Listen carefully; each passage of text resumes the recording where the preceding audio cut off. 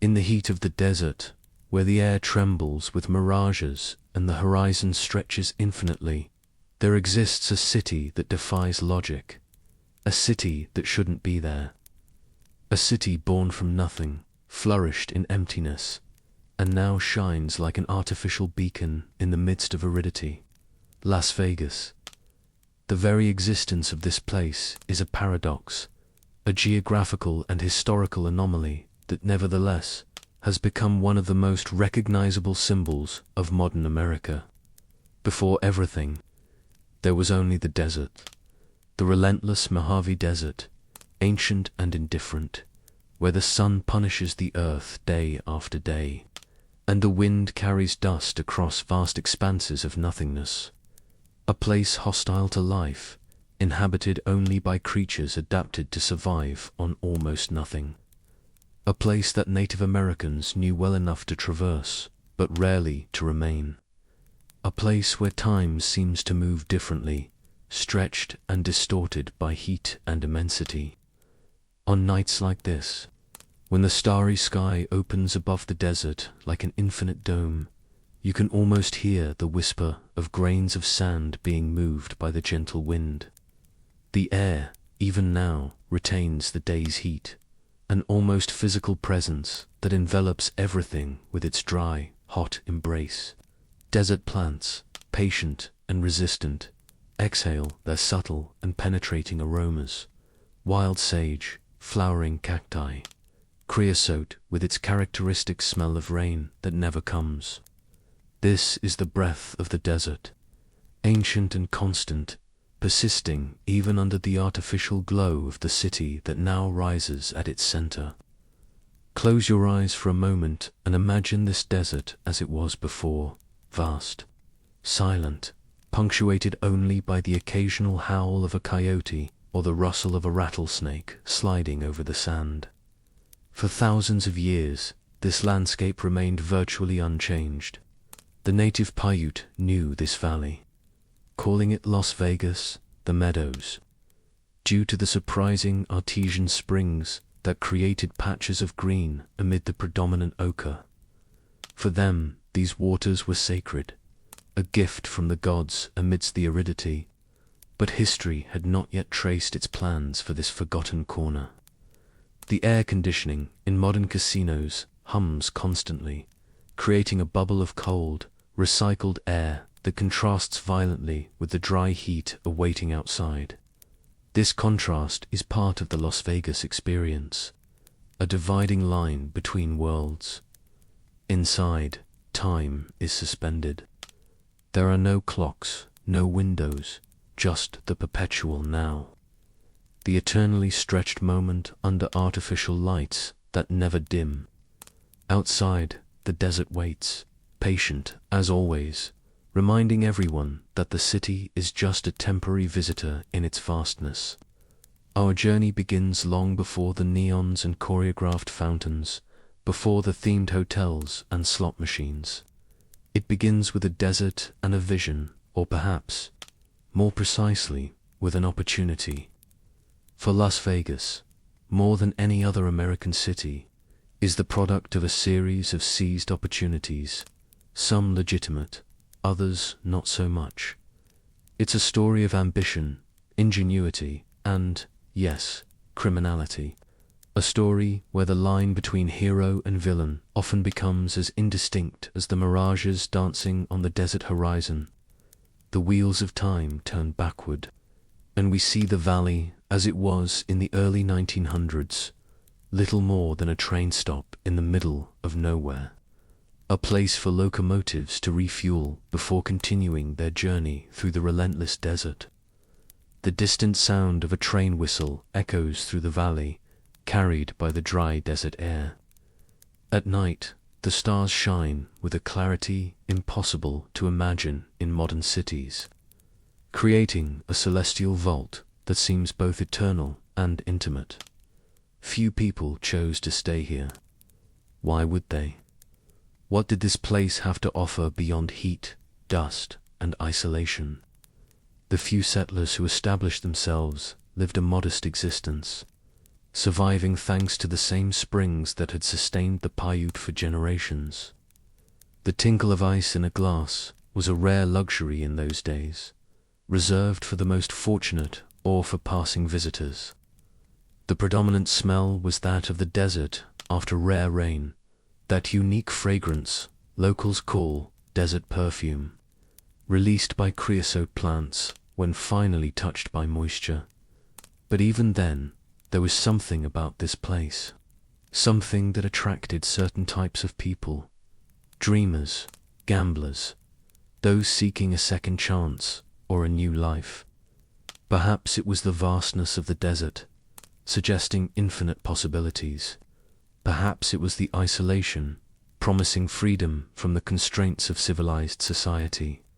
Or perhaps it was simply the fact that, in a place where almost nothing existed, anything could be created. And so, our story begins to unfold, not with a bang, but with a series of small decisions, chances, and coincidences that together would create the conditions for the emergence of one of America's most unlikely experiments, a metropolis of pleasures in the middle of the most arid desert. The day's heat has dissipated slightly, and now the desert is wrapped in the coolness of night. Temperatures plummet when the sun sets. A typical phenomenon of desert climates. This rhythm of extremes, scorching heat during the day, penetrating cold at night, echoes the very character of the city that would arise here. A city of contrasts, of highs and lows, of fortunes made and lost in a single night. The first lights were not the brilliant neons we know today, but the simple kerosene lamps in sparse cabins, occasional posts along the railway, and, of course, the stars, countless, bright, vigilant, under this sky. The first chapters of Las Vegas's story began to be written. In 1905, when the San Pedro, Los Angeles, and Salt Lake City Railroad was completed, the small outpost of Las Vegas received its first injection of real life. The railroad acquired land around the station, and an auction was held. Parcels were sold in minutes. Merchants, railway workers, adventurers, and opportunists began to settle. The sound of hammers and saws soon joined the constant wind, building the first permanent structures. The smell of freshly cut wood and new paint began to compete with the natural aromas of the desert. But Las Vegas was still just a railway town like so many others that emerged in the American West. What would transform it into something completely different, something unique and unprecedented, was yet to come. The ingredient that would change everything had not yet been added to the mix. Night advances, and with it comes a calm over the desert. It is the moment when, in modern casinos, slot machines continue their incessant tinkling, a mechanical chorus that forms the constant soundtrack of the city. But in those days, the silence of the desert was broken only by the occasional howl of a distant coyote or the creaking of a board contracting after the day's heat. The board for the great game that would become Las Vegas was being prepared, but the main pieces had not yet arrived. To understand how this transformation occurred, we need to look beyond the valley, to the greater forces that were in motion in the country, economic, social, and political forces that, together, would create the perfect context for the birth of Sin City. While the small railway town of Las Vegas struggled to survive in the early decades of the 20th century, monumental events were occurring nearby, events that would forever alter the destiny of this forgotten corner of the desert. The centerpiece of this puzzle was taking shape just 30 miles to the southeast, where the powerful Colorado River cuts its way through the desert, creating the natural border between Nevada and Arizona. The Colorado, with its turbulent waters and unpredictable flow, had been both a blessing and a curse for the arid region. In times of flood, it overflowed, causing destruction. In times of drought, it diminished to a thread, leaving communities and farms without the precious liquid. Controlling this wild river had been a dream since the beginning of the century, but it was only during the Great Depression that the project gained real momentum. Construction of the Hoover Dam, initially called Boulder Dam, began in 1931 amid the worst economic crisis America had ever faced. The project was ambitious beyond comparison, to create the largest dam in the world at the time, containing the mighty Colorado River and generating electricity for an entire region. Thousands of workers converged on the area, desperate for jobs in a time of widespread unemployment. The sound of explosives echoed through the canyon as men carved the face of the rock. The smell of dynamite and human sweat permeated the air. Day and night, work continued, driven by the urgency of economic need and the grandeur of the vision. Conditions were brutal. The desert heat, intensified by the canyon walls, could exceed 120 degrees Fahrenheit. Dozens of workers lost their lives, victims of accidents, heat stroke, or exhaustion. But the small town of Las Vegas, 30 miles away, began to feel the positive effects almost immediately. Dam workers needed a place to live, to spend their wages, to find entertainment in the few moments of leisure. Las Vegas, the nearest city of reasonable size, became that place. The city's population exploded, going from just over 5,000 inhabitants before construction began to more than 25,000 during the peak of the works. New businesses emerged to meet the needs of these workers: boarding houses, restaurants, bars, shops. Money began to flow, creating a bubble of prosperity amid the depression. But there was a problem.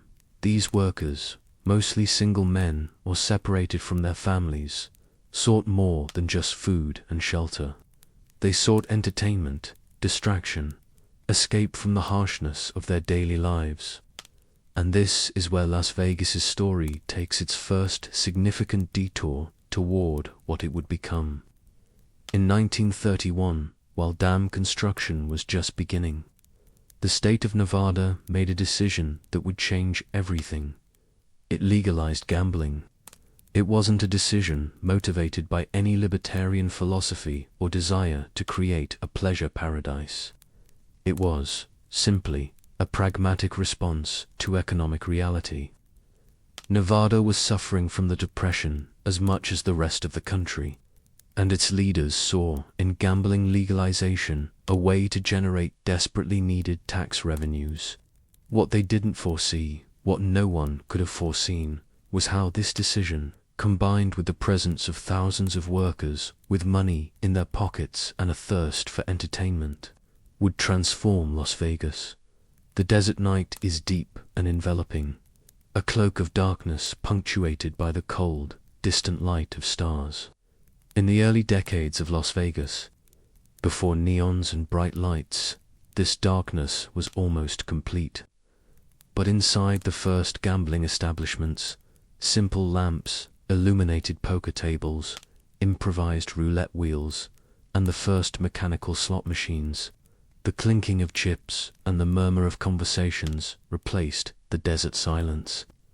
These first casinos were simple places, rustic, nothing like the entertainment palaces that would come later. They operated in saloons, in the backs of shops, in any available space. The smell was a mixture of sweat, cheap whiskey, and cigarette smoke, a fragrance that would become part of Las Vegas's identity for decades. Meanwhile, Hoover Dam continued to take shape. Each day, the massive structure grew a little more, a monument to human ingenuity and determination. When it was completed in 1936, 2 years ahead of schedule, it was the largest concrete structure ever built by man, a colossus that subdued the mighty Colorado. The dam would not only provide electricity to an entire region, including distant Los Angeles, but would also create Lake Mead. the largest artificial reservoir in the United States at the time. The impact on the small town of Las Vegas was immediate and transformative. With abundant and cheap electricity, with a new road connecting the city to Los Angeles, with water guaranteed by the newly formed lake, and with gambling legalization already in effect. All the ingredients were present for what would come next. But the real transformation, the birth of the Las Vegas we know today, still needed a catalyst. And that catalyst would come from an unlikely source, the underworld of American organized crime. The air carries the phantom aroma of expensive cigars and expensive perfume, mixed with the unmistakable smell of money. Not clean, freshly printed money, but the kind of money that has passed through many hands, that has financed many schemes, that has bought many silences. Money with history, money with blood. The kind of money that would build an empire in the desert. To understand how the mob came to Las Vegas, we first need to understand the broader context of organized crime in the United States in the 1930s and 1940s. The Prohibition era had created powerful criminal empires, centered mainly in Chicago and New York. Figures like Al Capone, Lucky Luciano, Meyer Lansky, and Bugsy Siegel had accumulated impressive fortunes through alcohol smuggling, extortion, illegal gambling, and other criminal enterprises.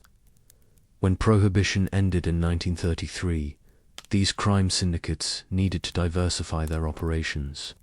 Illegal gambling was already a significant part of their business, especially in cities like Chicago and New York, but it was risky, constantly the target of police raids and prosecutions. The news that there was a state, Nevada, where gambling was legal did not go unnoticed. The first casinos in Las Vegas, however, were local enterprises, modest in scale and ambition. It was only after World War II that organized crime began to see the city's true potential. And no figure personifies that vision better than Benjamin Bugsy Siegel. Siegel was not a common gangster. Handsome, charismatic, with aspirations of respectability and glamour. He had been sent to the West Coast in the late 1930s to oversee the mob's interests there. He established himself in Beverly Hills, socializing with movie stars and producers, living the life of a playboy while conducting his criminal business. Sometime in the early 1940s, Siegel visited Las Vegas. What he saw was more than a dusty city in the desert with a few improvised casinos. He saw potential, he saw the future, and the future, in his vision, was grand. The desert night seems to freeze time, creating a space where past and present coexist. The distant sound of modern slot machines mingles with the imaginary echoes of conversations in smoky halls, where men in expensive suits and fedora hats planned the future of a city that did not yet exist. The phantom smell of Cuban cigars and top-shelf whiskey hangs in the air, evoking an era when glamour and danger walked hand in hand. Siegel's vision for Las Vegas was revolutionary.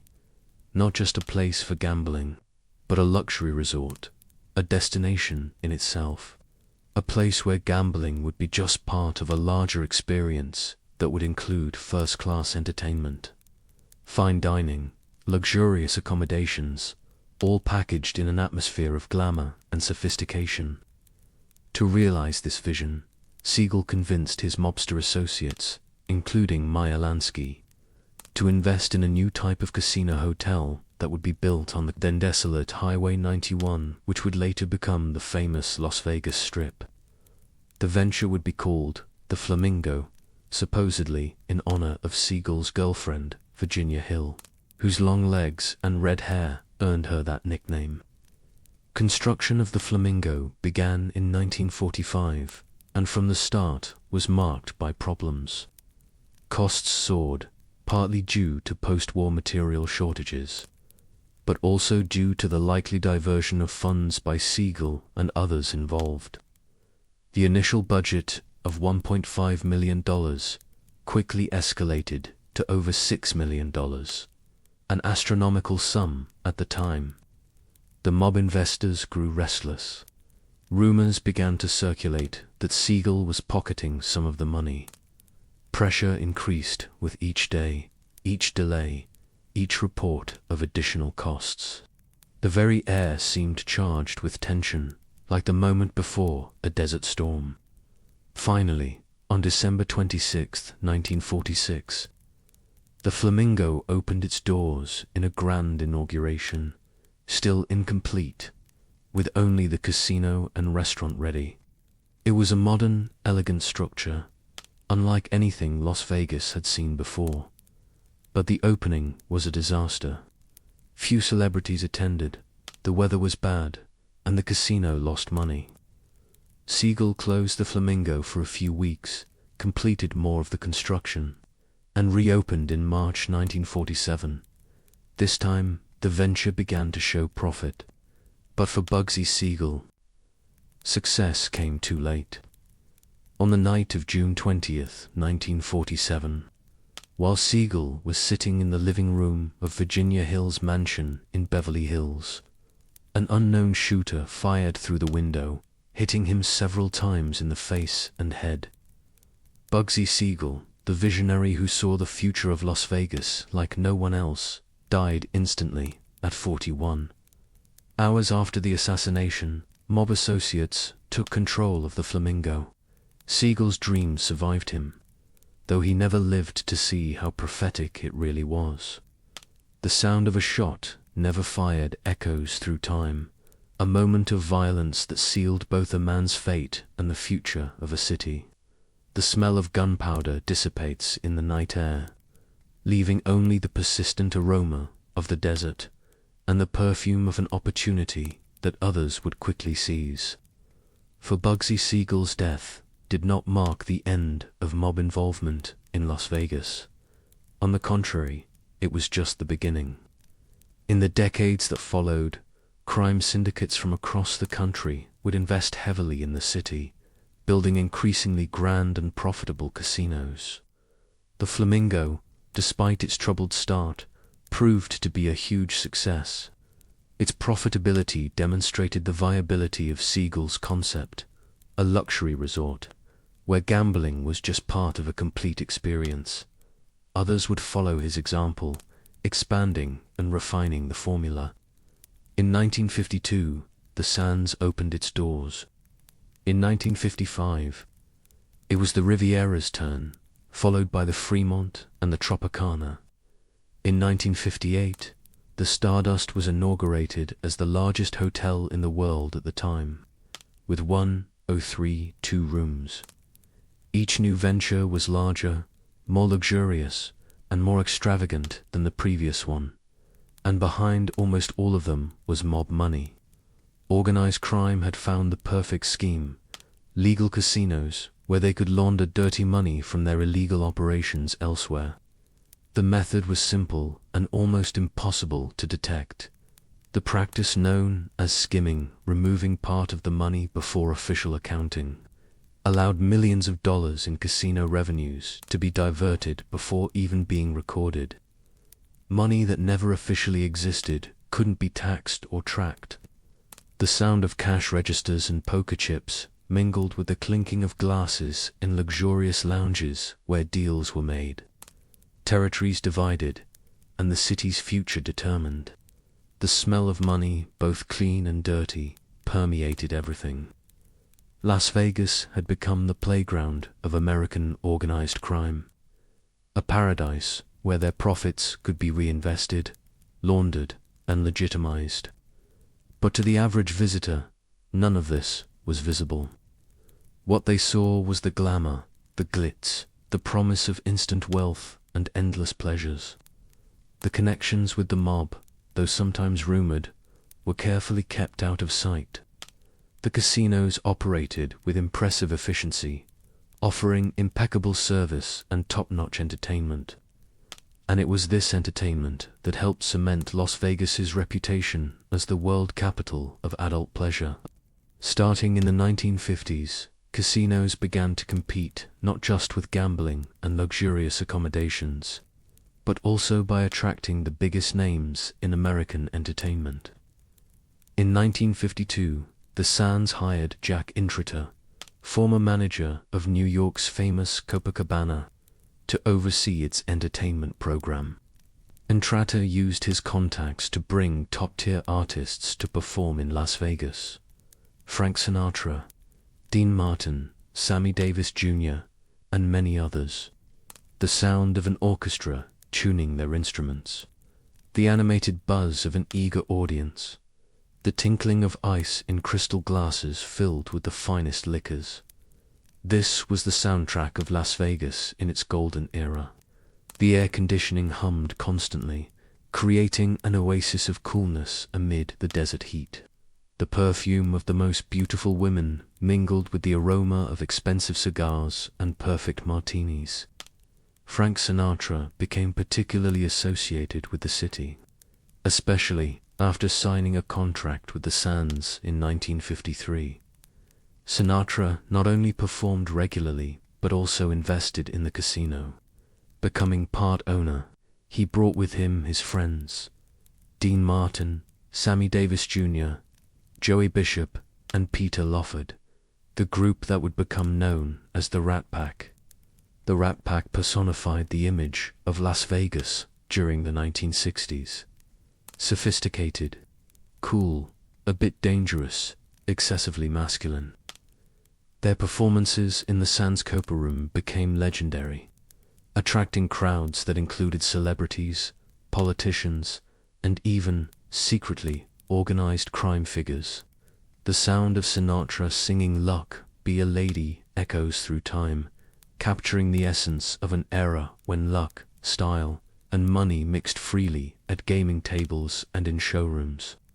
The silky, confident voice, the perfect orchestra arrangement, the hypnotized audience, all this created a moment of magic that defined what Las Vegas had become. For many, this was the true golden age of Las Vegas, when the city was controlled by the mob, but that control brought with it a certain aura of romantic danger. When the world's greatest artists performed regularly, when money flowed freely, and the atmosphere was one of infinite possibilities. But beneath the gleaming surface, the wheels of time continued to turn. Changes were approaching, changes that would fundamentally transform the nature of the city. The empire that the mob had built in the desert was beginning to show its first cracks. The night in the desert is an experience of contrasts. While the temperature drops drastically after sunset, the stars seem to come closer, creating a celestial dome that seems both vast and intimate. On the streets of Las Vegas during the 1960s, this contrast was reflected in the coexistence of seemingly incompatible worlds. The superficial glamour of casinos and shows, and the dark reality of the criminal connections that sustained them. The sound of footsteps echoing in hotel corridors late at night, whispered conversations in back rooms, telephones ringing at strange hours. These were the subtextual sounds of a city where important decisions were often made away from the public eye. The aroma of strong coffee mingled with that of cigarettes while secret meetings took place, determining the flow of millions of dollars. Federal authorities were not blind to what was happening in Las Vegas. The FBI, under J. Edgar Hoover's direction, had identified the city as a center of mob operations for years, but proving criminal activities was extremely difficult. The casinos operated legally, their licenses were in order, and skimming was almost impossible to detect without internal informants. Moreover, Las Vegas had become too economically important to simply be shut down. The city generated millions in tax revenues, employed thousands of people, and had transformed into an international tourist attraction. Any drastic action against the casinos could have devastating economic consequences for the entire state of Nevada. The pressure, however, continued to increase. The Kennedy administration, in particular, intensified efforts against organized crime across the country. Robert Kennedy, as Attorney General, made fighting the mob a personal priority. Investigations multiplied, wiretaps became more common, and informants were cultivated at all levels of criminal organizations. In Las Vegas, however, a change was occurring for completely different reasons, and the catalyst for that change was a man as eccentric as he was rich: Howard Hughes. Hughes was many things: a pioneer, aviator, film producer, industrial magnate, and, increasingly, a recluse with obsessive-compulsive disorder. In 1966, at 61, he arrived in Las Vegas and installed himself in the penthouse of the Desert Inn. The plan was to stay for a few weeks. He would end up staying for 4 years, never leaving his room. When the Desert Inn managers, tired of having their most luxurious suite occupied indefinitely, asked Hughes to move, he responded unexpectedly. He bought the entire hotel. And he didn't stop there. In the years that followed, Hughes acquired a series of properties in Las Vegas: the Sands, the Frontier, the Castaways, the Silver Slipper, and others. In total, he invested more than $300 million in the city, an astronomical sum at the time. Hughes's motivations were complex and partly driven by his mental disorder. He hated noise and often bought properties simply to control the sources of noise that bothered him. But there was also a business logic to his acquisitions. He saw Las Vegas as a long-term investment with enormous potential. Hughes's impact on Las Vegas was profound and immediate. As a legitimate figure from the business world, a respected billionaire, despite his eccentricities, he brought a level of credibility that the city had never had. Corporations began to see Las Vegas not as a mob playground, but as a viable market for legitimate investments. The air in the city seemed to change, becoming a bit cleaner, a bit more corporate. The smell of legitimate opportunity began to compete with the darker aroma of illicit money. The sound of telephones ringing in Wall Street investors' offices joined the constant noise of slot machines. The Hughes era marks the beginning of Las Vegas's transition from a city controlled by organized crime to one dominated by corporations. It wasn't an instantaneous change. Mob influence would continue for years, but the direction had been established. The future belonged to conglomerates, not gangsters. Hughes rarely left his quarters and communicated with the outside world through handwritten memoranda delivered by his few trusted assistants. He directed his growing empire in Las Vegas without ever appearing in public. A ghostly presence that, paradoxically, gave substance and legitimacy to the city. The silence surrounding Howard Hughes contrasted sharply with the constant noise of the casinos he owned. His almost monastic seclusion was the opposite of the sensual indulgence his establishments promoted. It was as if, in his contradiction, he personified the very dual nature of Las Vegas, a city of contrasts, where fantasy and reality, legal and illegal, sacred and profane, coexisted in a delicate balance. In 1970, Hughes left Las Vegas as mysteriously as he had arrived, departing in the middle of the night on a private jet, never to return to the city he had helped transform. But his influence would remain, shaping Las Vegas's future long after his departure. The air in the desert seems lighter now, as if a weight had been removed. The stars continued their eternal vigil, witnessing the transition from one era to another. The sound of slot machines remains constant, but the context around them is changing. evolving into something new. The 1970s saw the acceleration of Las Vegas's corporatization. Public companies, with access to huge amounts of investment capital, began to buy casinos or build new ventures. The Hilton Corporation acquired the international, later renamed Las Vegas Hilton, the MGM Grand, the largest hotel in the world at the time with 2,084 rooms, opened its doors in 1973, financed by film magnate Kirk Kerkorian. These corporations brought with them a new approach: professionalism, standardization, efficiency. The days when a casino could be run as the personal fiefdom of a mobster were ending. In their place emerged corporate structures with boards of directors, shareholders, and quarterly reports.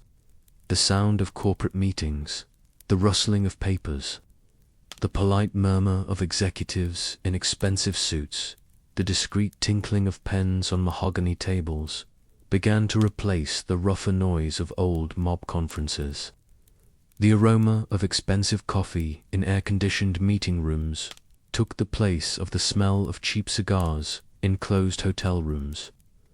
This transition was facilitated by a significant change in Nevada legislation. In 1969, the state approved the Corporate Gaming Act, which allowed public corporations to own casinos without all shareholders needing to undergo rigorous background checks. This change opened the doors for large-scale investment by publicly traded companies, accelerating Las Vegas's transformation.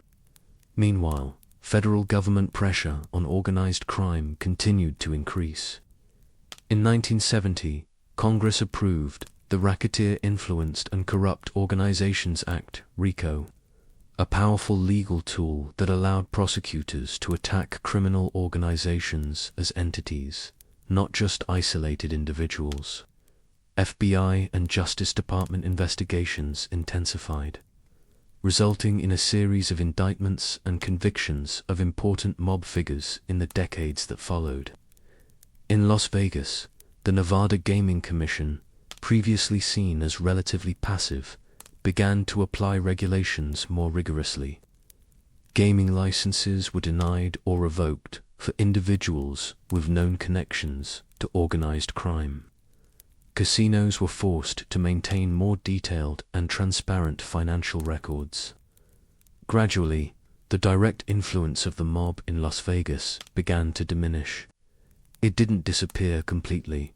Traces would remain for years, and some connections would persist in the shadows. But the open control they once exercised was ending. Night advances, and with it comes a quietude that contrasts with the constant noise of the Strip. In the surrounding desert, the air cools, carrying away the day's heat. The sensation is of a breath being slowly released, an exhalation of relief after the tension of an ending era. But even as mob influence waned, Las Vegas faced new challenges. The energy crisis of the 1970s severely affected tourism. The economic recession reduced discretionary spending, impacting casino revenue, and competition was increasing. In 1978, gambling was legalized in Atlantic City, New Jersey, creating a direct rival for the first time. Las Vegas needed to reinvent itself once again. And, true to its adaptable nature, that's exactly what it did. The 1980s saw the beginning of a new transformation in Las Vegas. If the 50s and 60s had been the mob era, and the 70s marked the beginning of the corporate era, the 80s introduced a new concept, the themed The air now carries a different aroma, less cigarette smoke, more brand name perfume, less whiskey, more champagne, less worn leather, more new carpet. It's the smell of clean, corporate money, of family entertainment, of carefully designed and packaged experience. The sound has also changed. The tinkling of slot machines continues, but now it's accompanied by the buzz of families, the splash of enormous pools, the organized cacophony of entertainment on multiple stages. Las Vegas is becoming louder, brighter, bigger in every sense. The first major venture of this new era was the Mirage, conceived by visionary Steve Wynn and inaugurated in 1989, costing $630 million. An unprecedented value. At the time, the Mirage established a new paradigm. It wasn't just a hotel casino, but a complete destination with spectacular attractions. An artificial volcano that erupted regularly in front of the hotel, a giant aquarium behind the reception, the Siegfried and Roy show with its white tigers, and an internal tropical forest habitat. The smell of chlorinated water from the artificial volcano mingles with the exotic aroma of rainforest plants, creating a completely new sensory experience in Las Vegas. The programmed roar of the volcano, occurring every hour at night, became part of the city's soundtrack, as did the gasps of admiration from tourists seeing it for the first time. The Mirage was a resounding success, and others quickly followed its example. In 1990, the Excalibur opened with a medieval theme. In 1993, the Luxor brought ancient Egypt to the Nevada desert, complete with a black glass pyramid and a sphinx.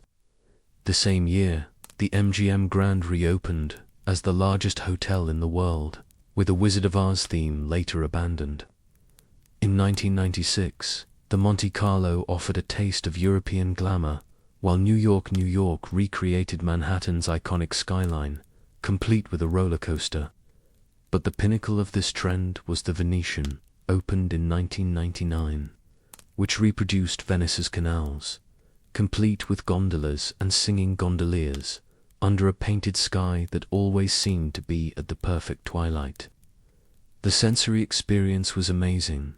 The slightly sweet smell of the artificial canal water, the sound of Italian voices echoing under high ceilings, the sensation of being in another place and time, all while remaining in the comfort of air conditioning, protected from the merciless desert heat outside. These new mega-resorts not only offered gambling, but a complete immersive experience.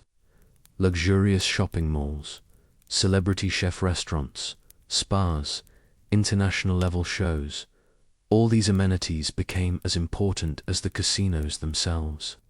Indeed, for the first time in Las Vegas history, non-gaming revenues began to compete with, and in some cases surpass, gaming revenues. The sound of cash registers in expensive boutiques, the clinking of cutlery in refined restaurants, the buzz of conversation in grand lobbies. These sounds joined the constant tinkling of slot machines to create the new symphony of Las Vegas. The aroma of expensive perfumes, gourmet food, and new money permeated the air. The city was becoming more polished, more sophisticated, more respectable. This transformation represented more than just a change of style or scale. It was a fundamental redefinition of what Las Vegas was and who it was intended for. The city that had once been the private playground of gangsters and hardcore gamblers was now marketing itself to families, corporate conventions, and international tourists. The Sin City was becoming the entertainment capital. The desert night continues its constant march, the stars tracing their familiar paths across the sky. But now they compete with the incessant glow of neons, laser lights, searchlights sweeping the sky.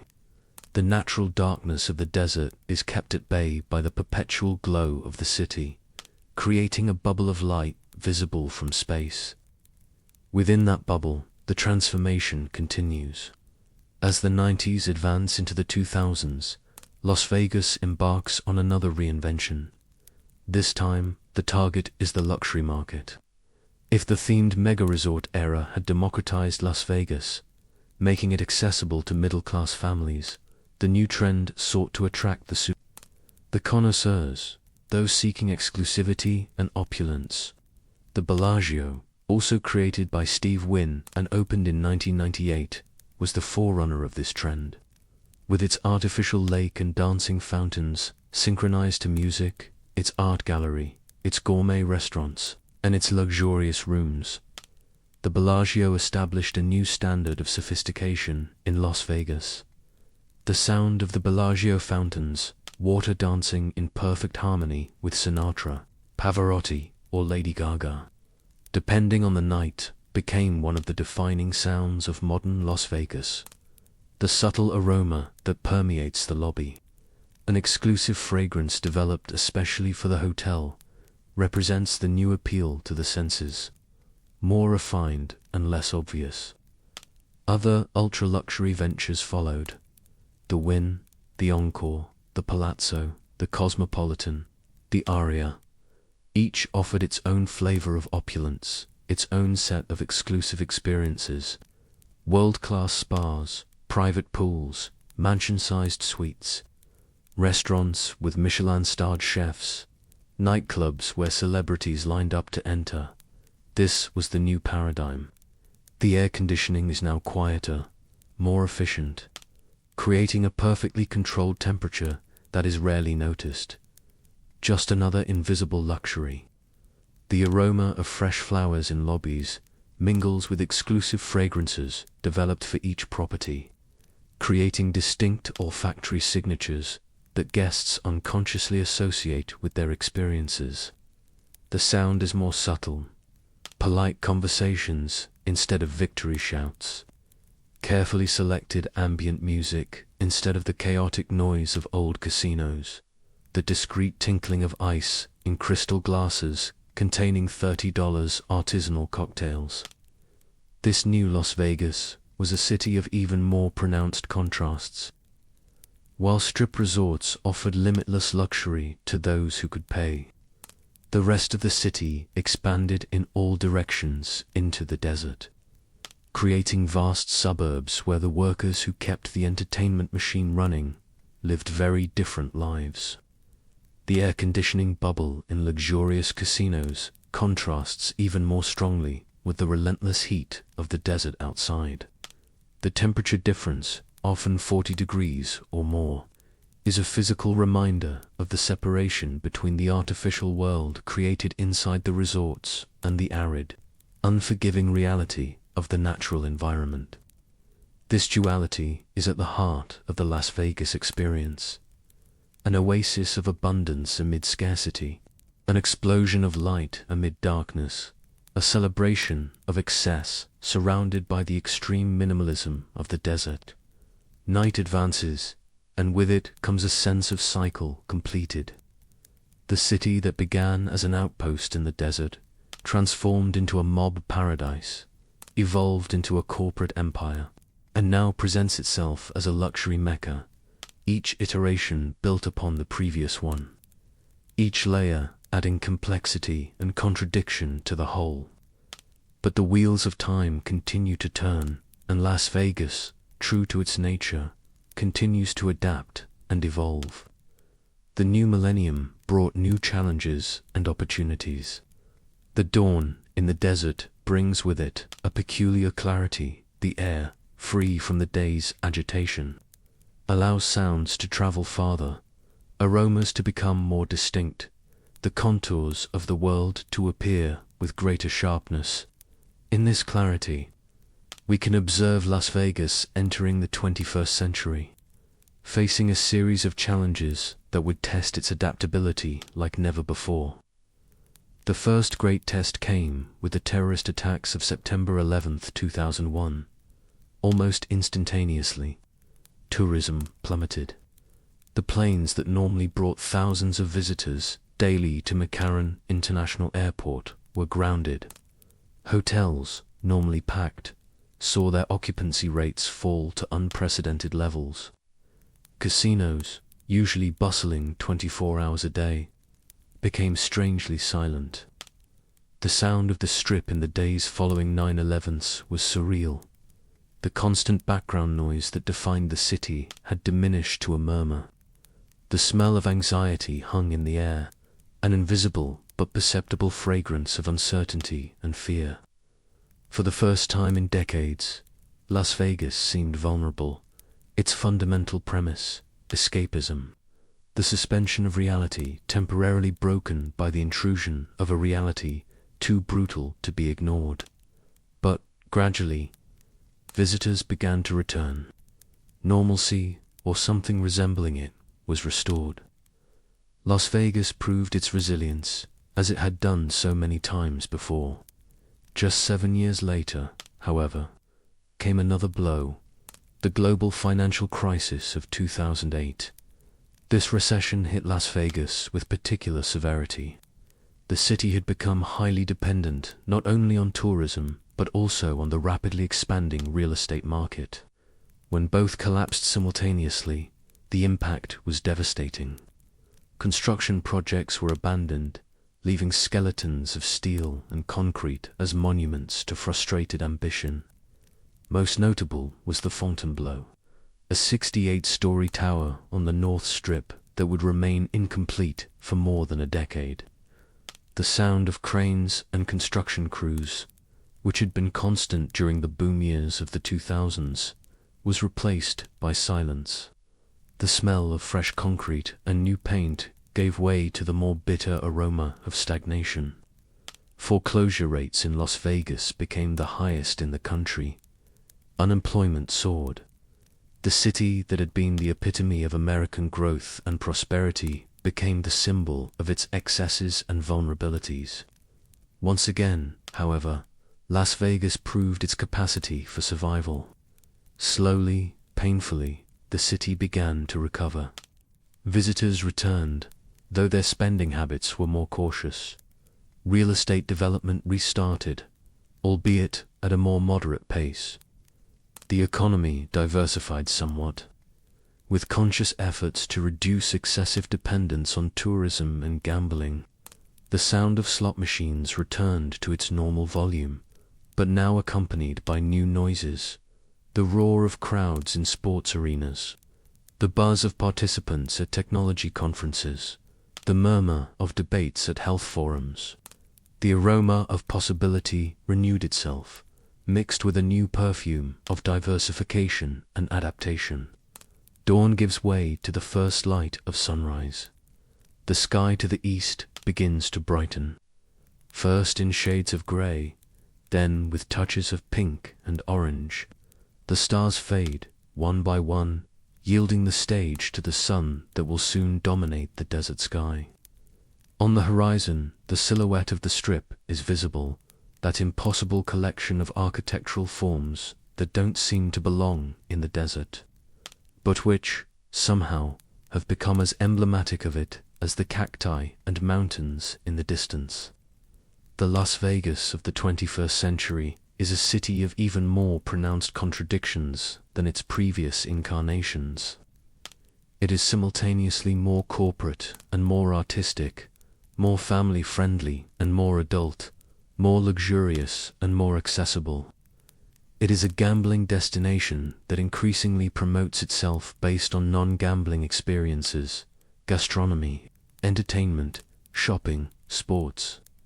The air now carries a curious mixture of aromas: the ozone from fog machines in ultra-modern nightclubs, the complex bouquet from high-end restaurants, the clean, fresh smell of newly renovated convention centers, all overlaid with the persistent aroma of possibility and reinvention that has always defined the city.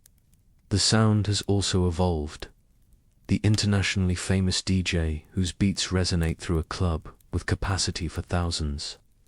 The crowd roaring in a state-of-the-art sports arena. The constant buzz of social media being updated as visitors document every moment of their Las Vegas experience.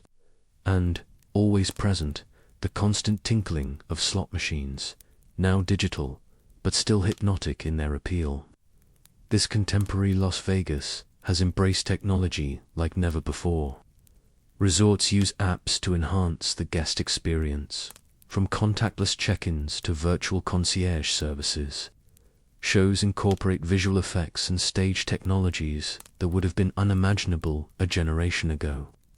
Even traditional games have been updated, with electronic versions coexisting with their classic counterparts.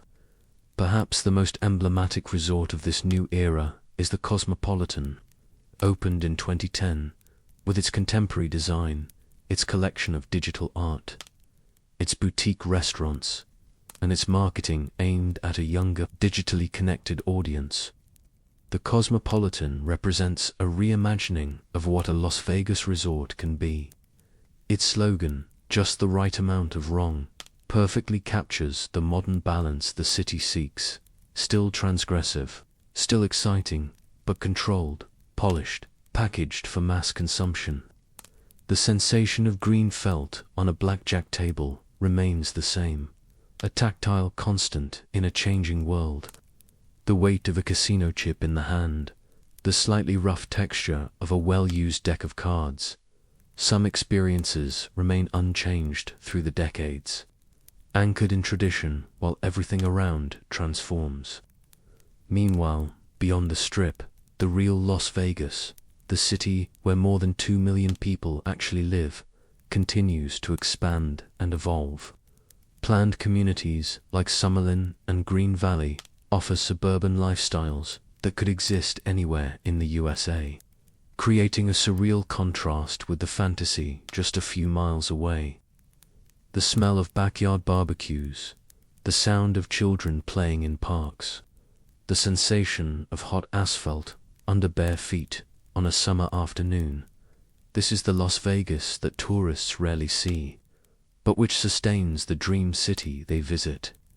The sunrise light intensifies, illuminating the landscape with increasing clarity.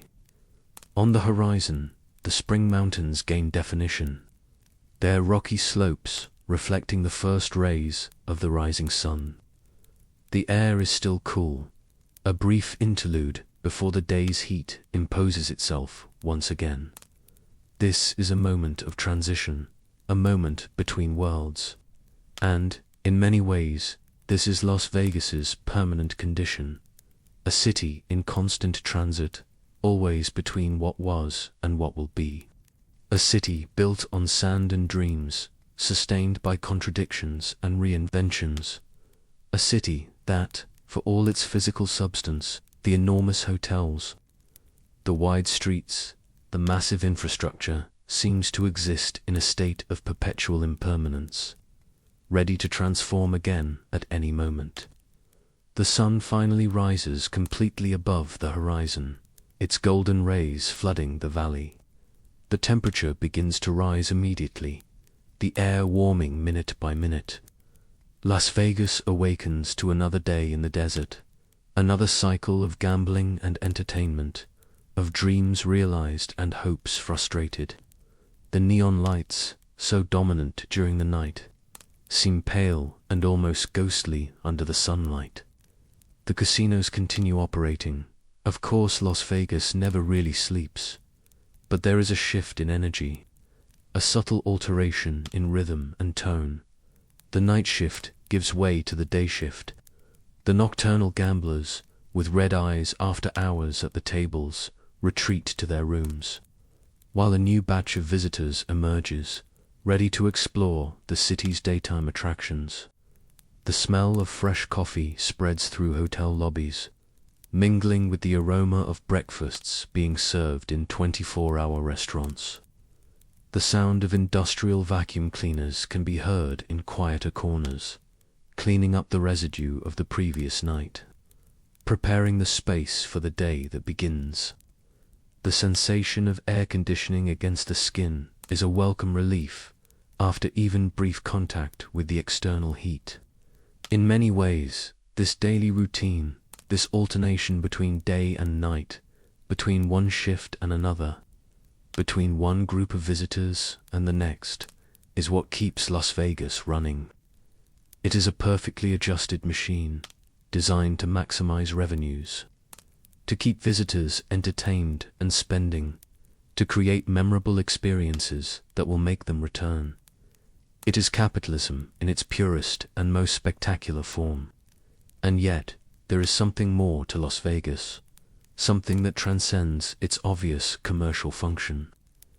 There is a kind of magic here, an almost mystical quality that emanates from the very improbability of its existence. A city of this size and complexity simply should not exist in this hostile desert. And yet, it not only exists, but thrives, grows, continually reinvents itself. Perhaps it is this quality, this sense of defying reality, of creating something from nothing, of transforming the impossible into possible, that constitutes the true essence of Las Vegas. Not the gambling, not the spectacular shows, not the luxury restaurants or the stunning pools, but rather the sheer audacity of the human enterprise it represents. The sun is now completely above the horizon, its heat already beginning to become oppressive. The air trembles with distant mirages, creating ripples in the landscape that make buildings appear to float slightly above the ground. This optical effect seems appropriate for Las Vegas, a city that has always existed, in a way, on the borderline between the real and the imaginary. As the new day unfolds, new stories begin to be written. Will some visitor win a fortune today? Will some impulsive couple get married in a themed chapel? Will some artist take the stage for the first time in one of the city's many entertainment venues? Will some corporate magnate sign a deal to build the next mega resort that will redefine the skyline? All these possibilities hover in the air along with the desert heat, as tangible as the very buildings that dot the landscape. This is, perhaps, Las Vegas's greatest achievement, creating a space where potential seems unlimited, where reinvention is always possible, where dreams, however unlikely, can become reality, if only for one night. The sound of an airplane overhead reminds us of Las Vegas's constant connection to the outside world. Every hour, thousands of people arrive and depart, bringing their hopes and taking their memories. The aroma of jet fuel is momentarily perceptible, another smell that has become part of the city's experience. The sensation of movement, of constant flow, is almost palpable, as if the city itself were a living organism, breathing, growing, evolving. As the day advances, the heat intensifies. The temperature rises to numbers that would be considered dangerous in other parts of the country, but which here are simply a fact of life. The air conditioning in casinos works even more intensely, keeping the interior cool while the exterior boils. This contrast between the brutal heat of the desert and the artificial comfort of the interiors is another reminder of Las Vegas's constructed nature, of its determination to dominate and redefine its environment, no matter the cost. And the cost has been significant. Las Vegas's ecological footprint is enormous. The city consumes vast amounts of electricity to power its neons, its fountains, its air conditioning systems. But, more critically, it consumes water, a precious resource in the desert in alarming volumes. Lake Mead, created by Hoover Dam and the primary source of water for Las Vegas, has seen its levels drop consistently over the decades, a trend accelerated by prolonged droughts associated with climate change. The sound of water in fountains, in artificial lakes, in hotel pools acquires a new resonance when considered in this context. What was once a symbol of abundance and luxury now also carries a subtext of scarcity and concern. Las Vegas is aware of this challenge.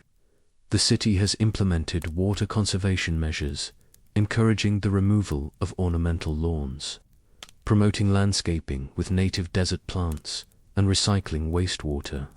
But the fundamental question remains: how long can a city of such scale and ambition sustain itself in such a hostile environment, especially as climate change intensifies the challenges? This is just one of the many questions that hover over Las Vegas's future. The city also faces economic challenges as gambling becomes legalized in more states, eroding the monopoly Nevada once enjoyed. It faces technological challenges, with online gambling potentially reducing the need for physical travel to casinos.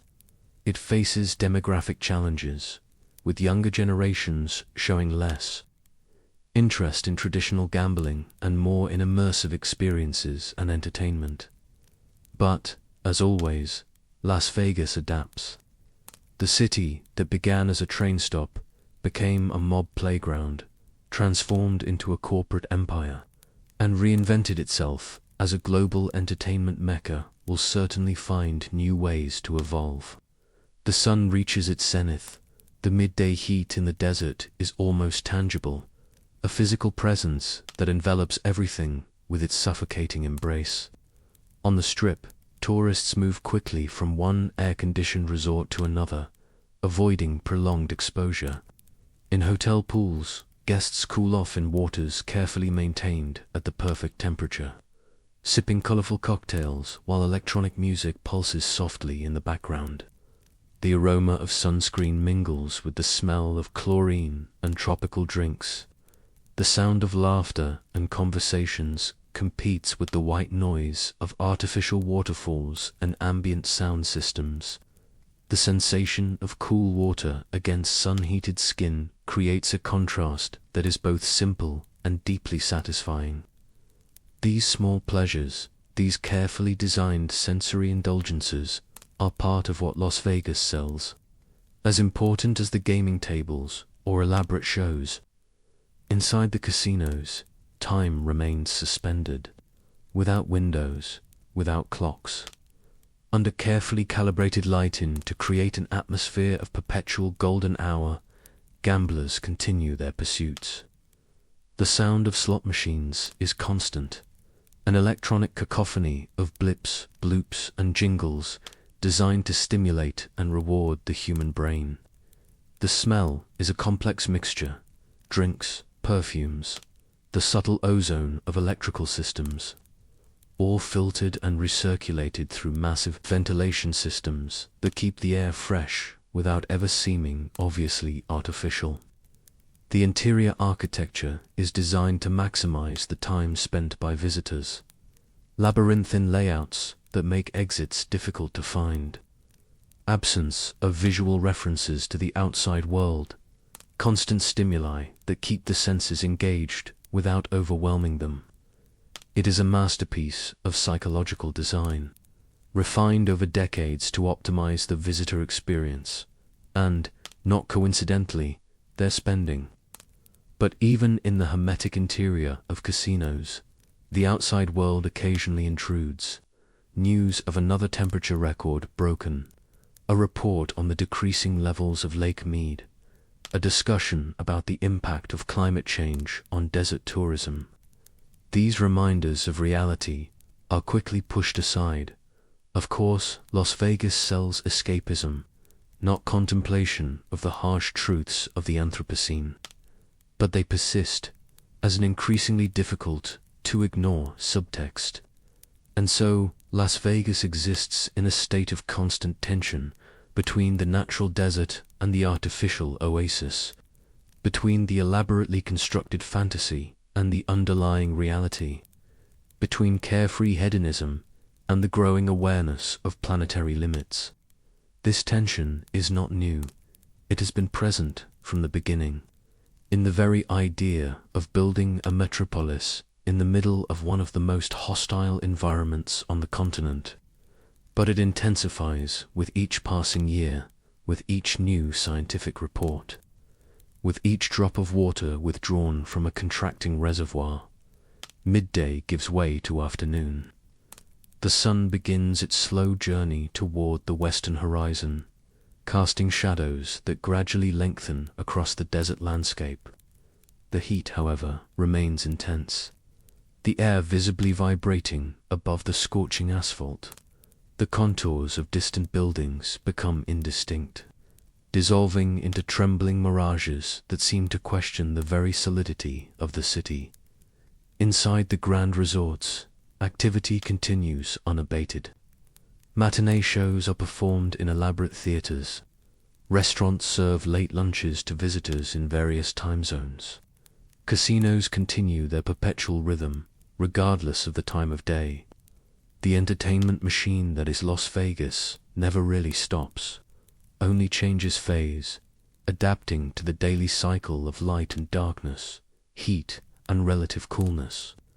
The sound of electric golf carts can be heard softly buzzing through the service corridors of hotels, transporting clean sheets, bar supplies, replacement parts for gaming machines.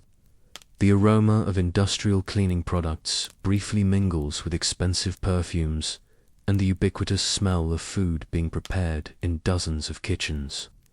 The tactile sensation of the thick, soft carpets in casinos, designed both for comfort and to muffle sound and discreetly slow visitors. Pace contrasts with the polished marble floors of lobbies and shopping areas. For visitors, these small sensory experiences merge into a general impression of opulence and care, of a world where every detail has been considered and refined. For the thousands of workers who keep this illusion running, it is simply the everyday backdrop of their work, the invisible infrastructure that sustains the fantasy. And it is on these workers, the waiters and waitresses, the dealers and bartenders, the housekeepers and security guards, the technicians and cooks, that much of Las Vegas's real economy rests. These are the people who transform the vision of architects and designers into daily reality, who translate concepts like luxury and service into tangible experiences for visitors. The sound of their voices, often in English, with accents from around the world, or in Spanish, Tagalog, Mandarin, and dozens of other languages, forms a human undercurrent beneath the more obvious noise of casinos and clubs. The aroma of their meals in employee cafeterias, the cheap perfumes and deodorants they use after long and physically demanding shifts, the honest smell of hard work's sweat. These are Las Vegas's hidden fragrances, rarely experienced by visitors. The sensation of uniforms that must be impeccable despite hours of wear, of shoes that must remain polished and comfortable during 12-hour shifts, of smiles that must appear genuine even at the end of an exhausting day. These are the tactile realities of the city from its workers' perspective. Las Vegas has always been a city of sharp social contrasts.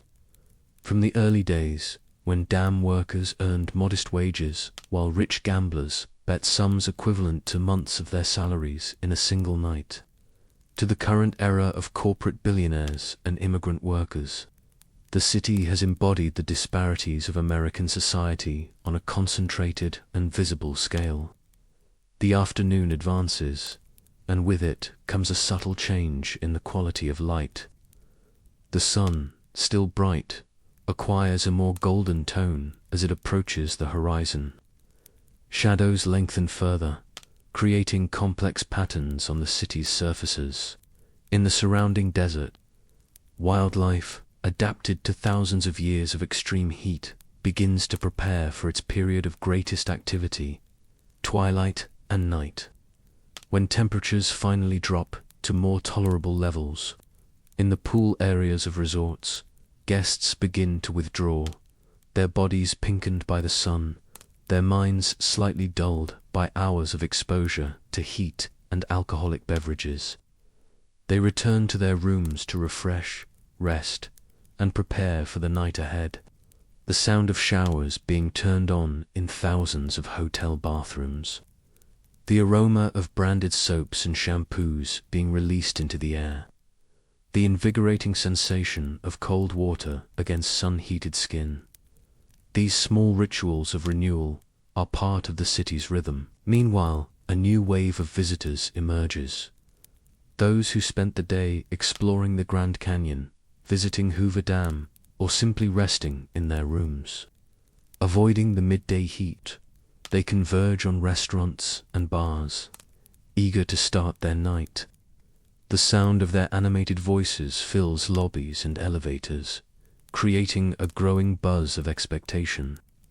The aroma of freshly applied perfumes and colognes forms an olfactory cloud announcing their presence. The sensation of fresh, carefully chosen clothes against the skin is a tactile pleasure that marks the transition from day to night. For many, this transition is when Las Vegas truly awakens. For although the city functions 24 hours a day, it is after sunset that it truly comes alive, that its complete personality emerges.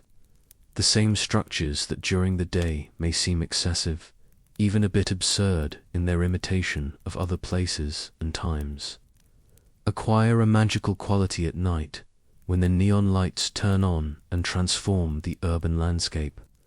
The sun finally touches the horizon, plunging behind the mountains to the west. The sky transforms into a spectacle of colors: deep orange, vibrant pink, velvety purple, a natural show that competes with all the city's artificial productions. For a few moments, the desert reasserts its dominance, reminding everyone that, for all the human ingenuity on display, nature still sets the fundamental terms of existence here. And then, almost as if responding to this challenge, the city lights begin to turn on. First a few, then hundreds, then thousands, until the entire strip is illuminated in its full splendor. The neons, the giant LED screens, the searchlights sweeping the sky, all declaring that night will not bring darkness to Las Vegas. That here, at least, humanity has decided to keep the shadows at bay. The sound of neon lights humming is almost subliminal, but present a continuous electrical tone that forms the bass in the urban symphony of the night. The aroma of the desert rapidly cooling, that distinctive fragrance of hot sand releasing the day's heat, mingles with the city's more artificial perfumes: automobile fuel, food being prepared, perfumes and colognes, the subtle ozone of electric lights. The sensation of the night air, still warm, but significantly cooler than during the day, is a welcome relief, an invitation to go out and explore. And explore is exactly what thousands of visitors do. They flood the strip, moving from one resort to another, marveling at the elaborate facades, the free attractions, the Mirage volcano erupting, the Bellagio fountains dancing, the Treasure Island pirates in their staged battle, the sounds and images and sensations of a city dedicated to sensory pleasure.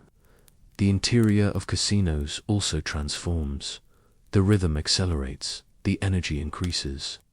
The stakes rise, both literally, with higher table limits in play, and figuratively, with players more willing to risk after a few drinks and under the night's spell. The sound of slot machines seems louder, more urgent.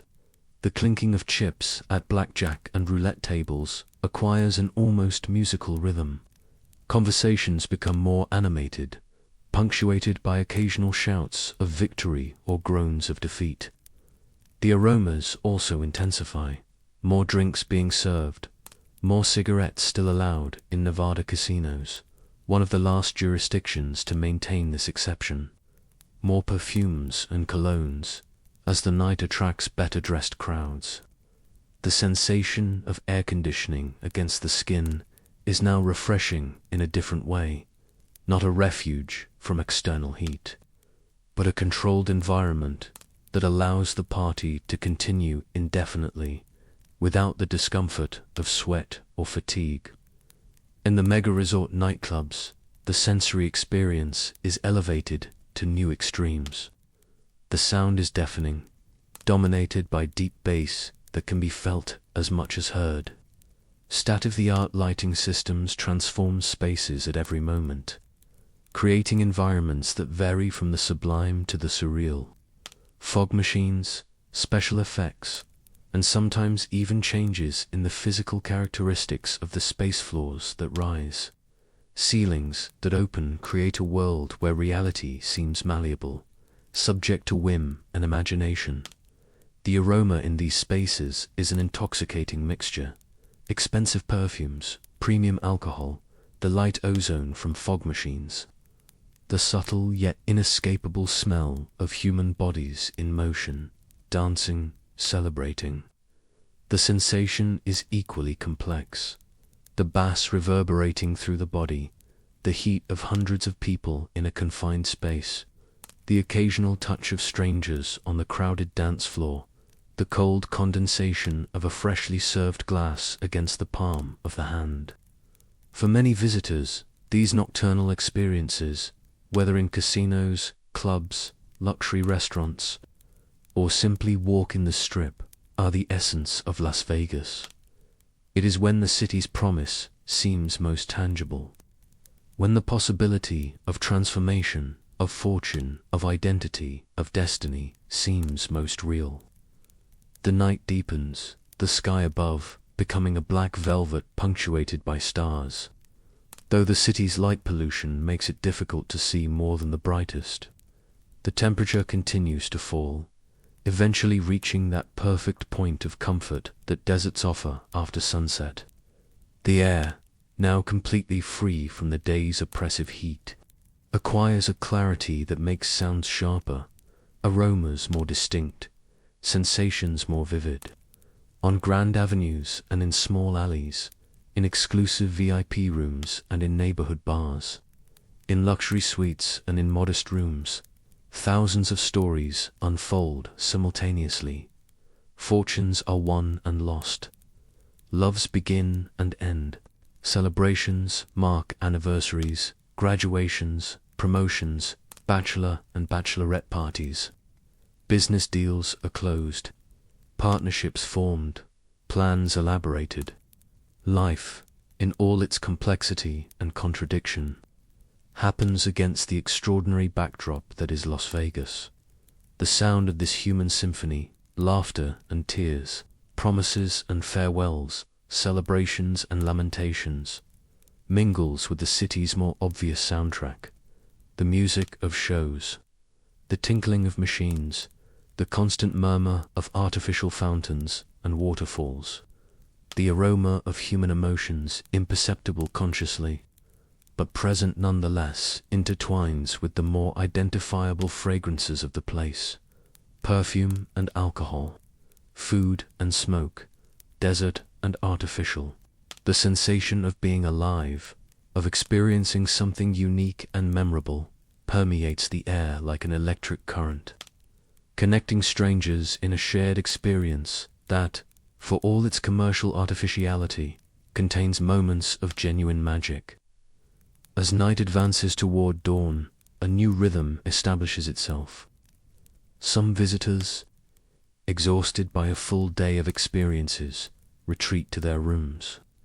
Others, driven by the adrenaline of gambling or partying, by the attraction of possibility, or simply by the desire to extract every moment from an expensive trip, persist.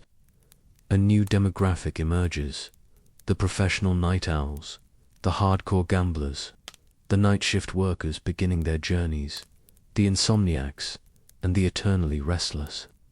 The sound now is more muffled, more intimate somehow. Conversations occur in lower tones, punctuated by occasional bursts of celebration from some distant craps table. The tinkling of slot machines continues, but seems more distant, like a background noise that has become so omnipresent it's barely noticed. The aroma of freshly brewed coffee begins to compete with that of alcoholic beverages, a subtle but significant shift in the olfactory chemistry of the night. The sensation of physical fatigue, that weight in the limbs, that slight pain behind the eyes is combated with one more round, one more hand of cards, one more hour of partying. As if by sheer willpower, the human need for rest could be indefinitely postponed. In the more exclusive areas, the VIP rooms, the high-roller casinos, the private suites on the highest floors, another type of experience occurs. Here, away from the crowds and noise, the truly rich and powerful play games with stakes that would make the average visitor dizzy. The sound here is different. The polite murmur of sophisticated conversations, the subtle slide of cards over the highest quality felt, the discreet tinkling of ice in crystal glasses containing drinks that cost more than many of the city's workers' weekly salaries. The aroma is refined, controlled, polished wood, expensive leather, exclusive perfumes, premium cigars. The sensation is one of tactile wealth, handmade furniture, luxurious fabrics, precious metal, cold to the touch, all designed to communicate exclusivity and privilege.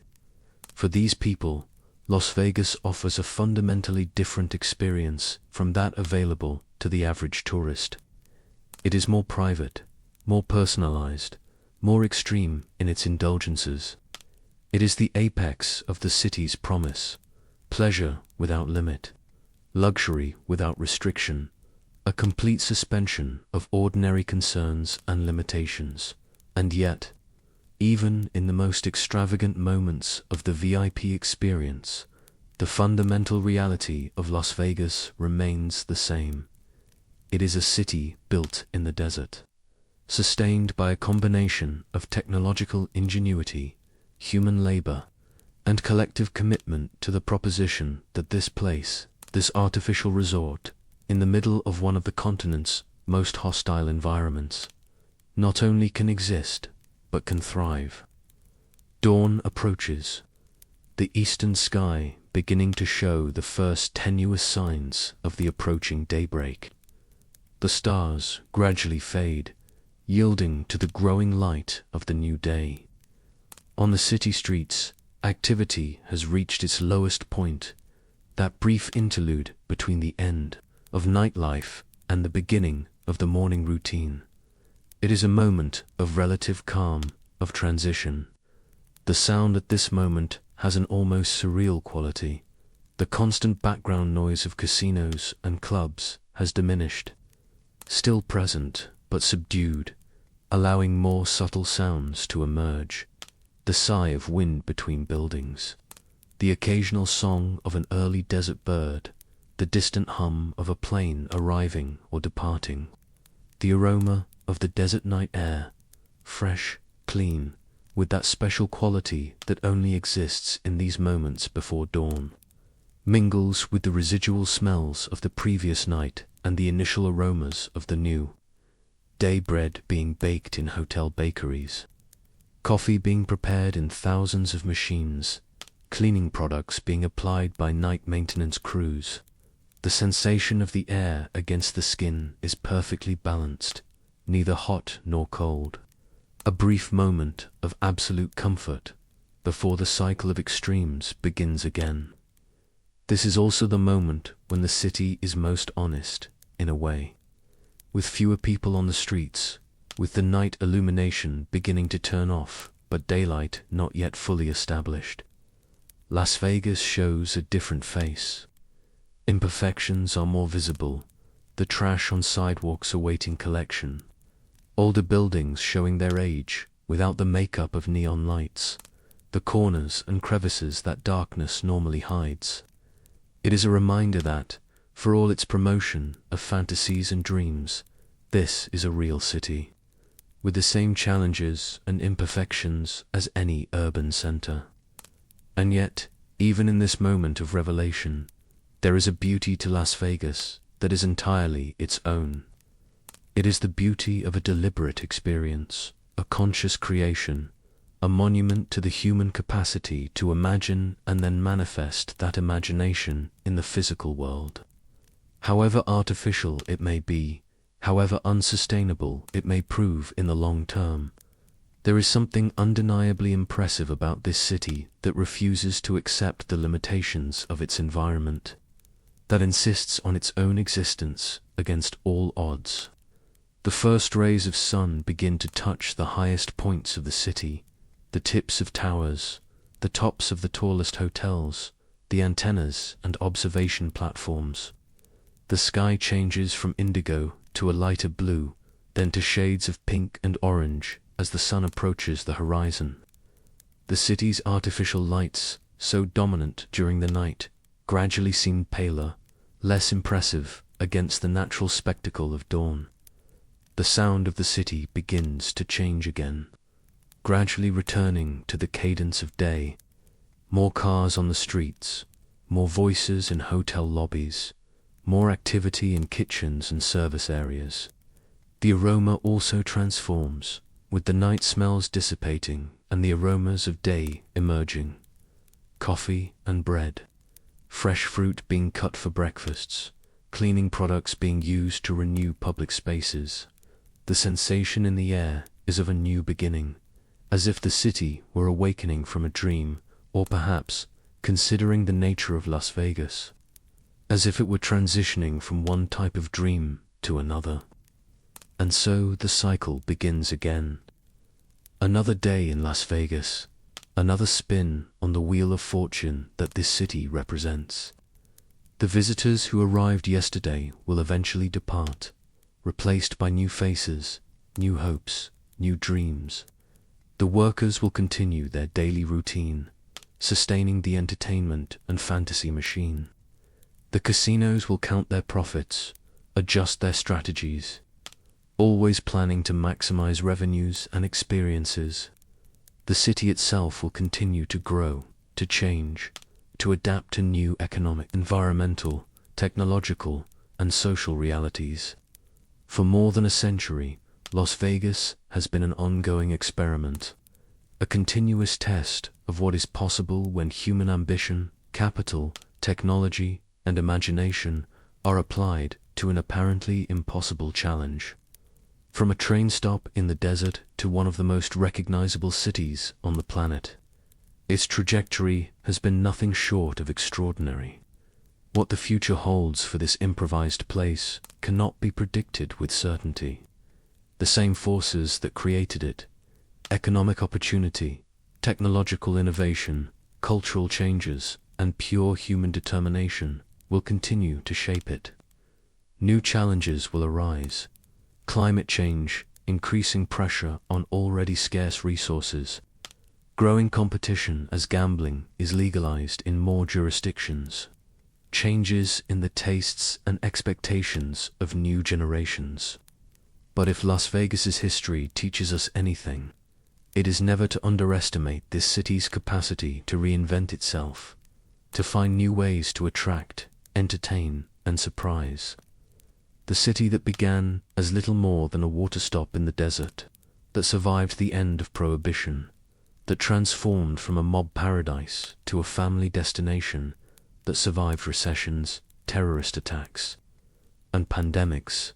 This city will likely find ways to persist, adapt, and thrive. The sun is now completely above the horizon, flooding the valley with golden light. The shadows of dawn recede, revealing Las Vegas in all its contradiction and splendor. The buildings gleam, glass and metal reflecting the morning light. Artificial fountains and lakes sparkle like jewels scattered across the desert. The promise of a new day, of new possibilities, hangs in the air. The sound of the city in full activity returns. Traffic on the streets, music in hotel lobbies, the constant tinkling of casinos. The aroma is a complex mixture of natural and artificial, of desert and civilization, of permanence and transience. The sensation is one of renewed energy, of constant movement, of perpetual possibility. This is Las Vegas, a geographical anomaly, an economic miracle, a collective fantasy, an embodied contradiction, a city built on sand and dreams, sustained by human effort and the shared belief that, in this unlikely place, anything is possible. As the new day fully unfolds, bringing with it renewed heat and accelerated activity, the city continues its perpetual dance with the desert that surrounds it, with the people who inhabit and visit it, and with the uncertain future that awaits it. It is a dance that began with the first settlers, was transformed by the mob, refined by corporations, and now enters a new phase yet to be defined. The desert, as always, watches with millennial patience. The distant mountains remain impassive, silent witnesses to a human experiment that, on their geological scale, has barely begun. The sun begins its slow journey across the sky, marking the rhythm of another day in Las Vegas, a city that shouldn't exist, but which, through sheer force of will and human ingenuity, not only exists, but thrives, shines, and continues to redefine what is possible in the heart of the American desert. The wheels of time complete another turn. The cycle continues, and Las Vegas, in all its unlikely glory, in all its fundamental contradiction, in all its limitless ambition, persists, a monument to the human dream in the middle of nowhere.